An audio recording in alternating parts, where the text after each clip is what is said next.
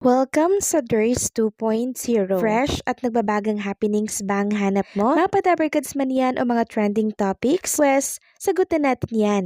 Kaya naman isubscribe nyo na ang ating channel para sa mga nagbabagang balita everyday. So ayun, welcome back again sa ating YouTube channel mga Kadabarkads, and for today's video nga pag-uusapan natin ay tungkol sa mga pangyayari po sa loob at sa labas ng Itbulaga.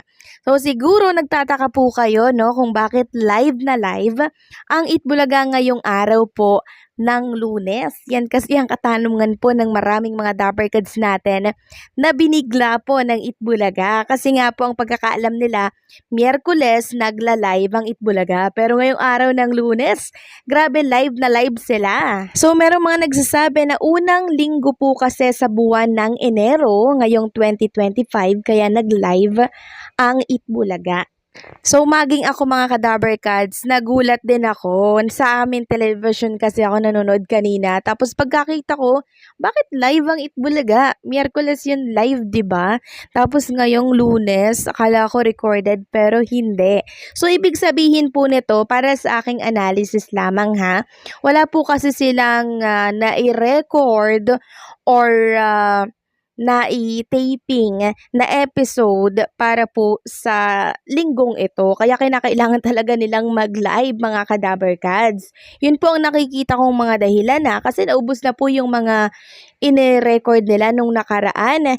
'Di ba? Kaya kailangan talaga nilang mag-live. So magsisimula na lang ulit sila na mag-record para po sa mga susunod na linggo. So, yun po ang dahilan kaya live na live ang Itbulaga ngayong araw po ng Lunes. So, kanina napakaswerte po ng mga studio audience natin ngayong Monday kasi may paregalo po agad ang Itbulaga at ang TBJ.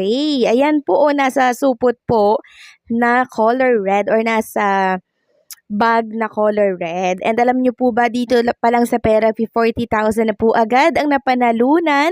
And yung nanalo po na yan mga Kadabarkads, alam nyo po ba, may patula po siya para po sa Itbulaga. Ayan po oh. Hindi ko na lang babasahin isa-isa kasi mas tatagal po tayo. Alam ko na, panood nyo na to mga Kadabarkads.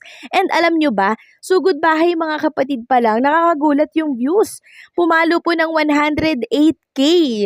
And mas tumaas pa po yan sa Perapi mga Kadabarkads. So bakit po ito ay biglang tumaas ng ganito karami yung online viewers nila sa YouTube channel?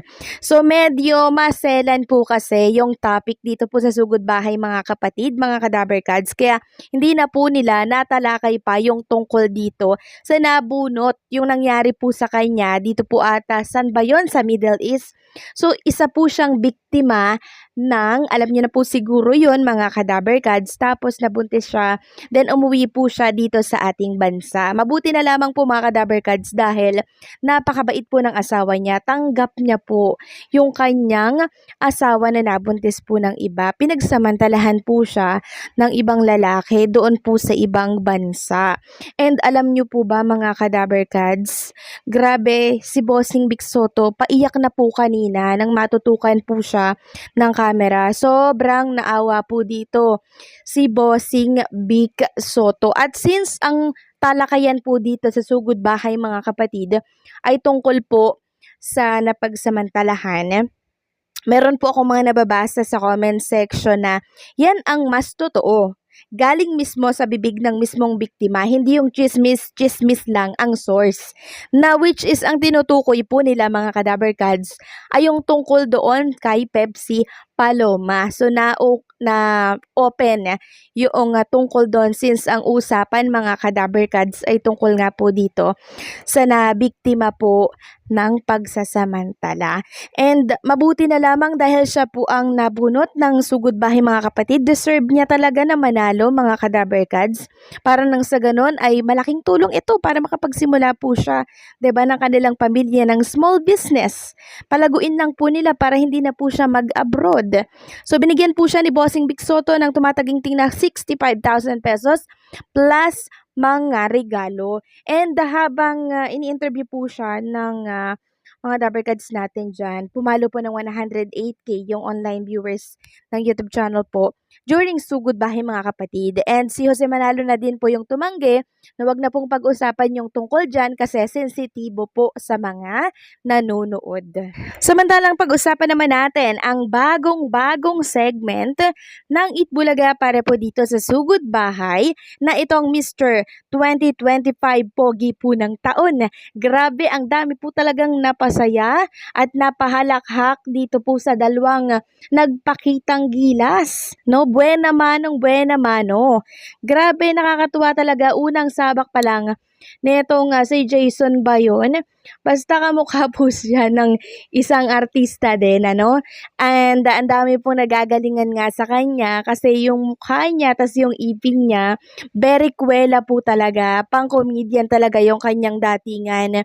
Kaya ang dami po agad, ang taas agad ng views ng Itbulaga. Ganon din po ang yung sumunod doon.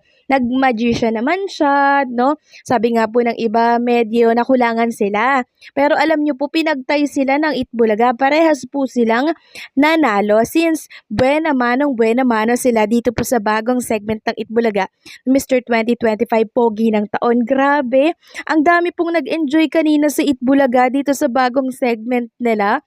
Hindi ka ba mag-e-enjoy kung ganito yung mga sasalang, 'di ba? At magpapakitang gilas ng kanilang talento. Tatawa ka lang po talaga ng tatawa dito po sa Itbulaga. Grabe, unang linggo pa lang ng taon, mga Kadaver Cats dito sa Itbulaga. Talagang binubusog nila tayo. No, binubusog nila tayo ng papremyo, ng kasiyahan, 'di ba? So, deserve ng Itbulaga na pumalo talaga ng 100 plus yung kanilang online viewers. And pagka-check ko nga po doon sa isang katapatan po na programa ng Itbulaga, medyo maliit po ang kanilang online viewers doon. Dito po kasi sa Itbulaga mga Kadaver Cats, ang daming bagong segment, 'di ba?